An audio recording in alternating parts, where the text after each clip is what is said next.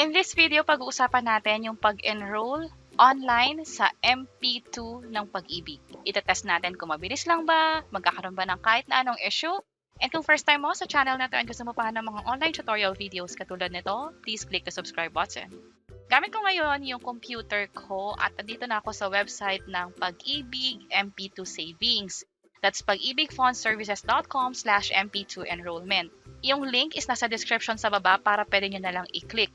Also, pwede nyo rin itong gawin sa computer or cellphone ninyo. Katulad nito, pag inopen ko yung browser dito sa Google, pwede kong i-search yung MP2 enrollment. Katulad nito, makikita ko tong MP2 Savings Enrollment. Pag tinap ko yan, ito yung magiging itsura niya. Kung mapapansin nyo, parehong-pareho yung itsura, yung requirements is the same din. Kailangan ng Pag-ibig MID number. At dahil mas malaki yung view dito sa computer, proceed na lang tayo gamit yung computer ko. But expect na pareho lang yung requirements, yung process, kahit anong device ang gamit ninyo. Kompletihin ko lang lahat ng requirements na hinihingi dito. And para sa date of birth, dapat ganito yung format niya. Nung tinry ko kasi yung ibang format, nagkakaroon ng ganitong error message. So para hindi nyo na ma-encounter itong error, ang gagawin natin is, halimbawa, December pinanganak, dapat may slash, and then kung kailan or yung araw mismo ng pinanganak, let's say December 30, and yung year is let's say 1990. Ganyan dapat yung format para hindi na makakuha ng error na katulad nito. Finally, kailangan i-enter yung letters and numbers na nakikita dito sa picture. Katulad nito, ang nakikita ko is itong character ZF67L. Pwede nyo itong i-expand sa phone niyo. Pwede kayong mag-zoom dito naman sa PC. Pwede natin itong dagdagan pa para mas maging malinaw para sa atin. Kapag okay na, pwede na tayo mag-proceed. I-click ko na itong submit. At makikita agad dito yung full information mo sa Pag-ibig. Ito yung present address, also yung TIN. Pwede nang i-update yung the rest na information dito, katulad ng desired monthly contribution, preferred dividend payout, mode of payment, and source of funds. Pag kinlik ko tong submit button, hindi mag-proceed hanggat hindi natin pinifill-upan itong information na to. So siguro maglagay na lang ako dito ng info. Ang minimum para sa Pag-ibig is 500 pesos. Pwede nyo ilagay dito yung minimum or yung desired ninyong monthly contribution, yung estimate.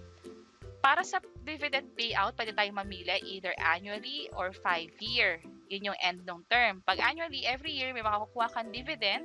Kapag naman 5-year term, mas malaki yung pwede mong kitain dito. Bakit? Kasi yung dividends na supposedly pwede mong makuha annually, ang ginawa mo is iiwan mo muna siya sa Pag-ibig sa loob ng 5 taon. And yung dividends na makukuha mo is magiging compounding na. Ibig sabihin, yung kinita mo ng first year, magagamit mo pa siya para patubuin pa ulit ng second year. At yung naipon naman ng mga first year, second year, papatubuin mo ulit ng third year hanggang sa makarating ng fifth year.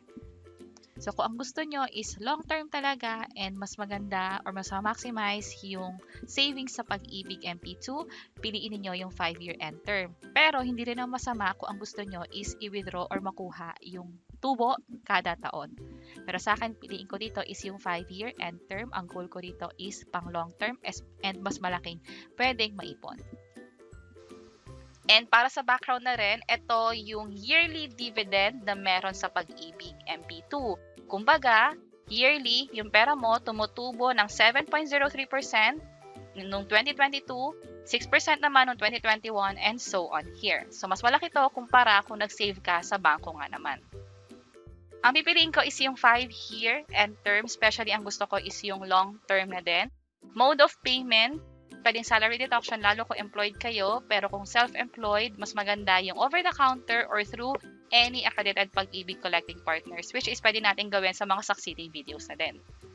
Source of funds, ito yung mga pagpipilian. Pwedeng employment, kung nagtatrabaho nga kayo, savings or deposit, property, sale, shares mula sa investment loan, company sale, at marami pang iba dito. Kapag nakompleto na lahat ng information dito, pwede nang mag-proceed. Pwede nyo rin palang basahin itong terms and conditions bago i-click itong submit na button. And ito yung form, pwede natin itong i-save or i-diretso print na. Sa akin, save ko na lang sa PC ko para anytime na gusto kong i-print ulit, pwede ko siyang ma-access anytime. And clearly, successful na yung pag-create natin ng account sa Pag-ibig MP2 kasi meron na tayong MP2 account number dito na siyang magagamit natin kung magde-deposit na nga tayo or magbabayad sa MP2 account. Also, sa mga empleyado, pwede nyo itong ibigay sa employer or sa HR ninyo kung sakaling ang napili ninyo is i-deduct na lang to monthly. Meron nakalagay dito na authorization na yung employer ninyo is pwedeng magbawas nga mula dun sa sahod ninyo at i-remit ito sa Pag-ibig diretso. Pero sa mga self-employed, lalo yung mga kababayan natin na nasa abroad, yung mga OFW, mas maganda nga na piliin na lang yung through any accredited Pag-ibig collecting partners. Sana nakatulong tong video na to. Kung nga, pakiclick ang like button. Dito sa mga succeeding videos, ipapakita natin kung paano magbayad. And also, kung may iba pa kayong question bago mag-register nga sa Pag-ibig MP2, kinover din namin yan sa separate video. Pwede nyong i-check, lalo kung marami pa kayong mga questions. And see you sa mga next videos. Bye-bye!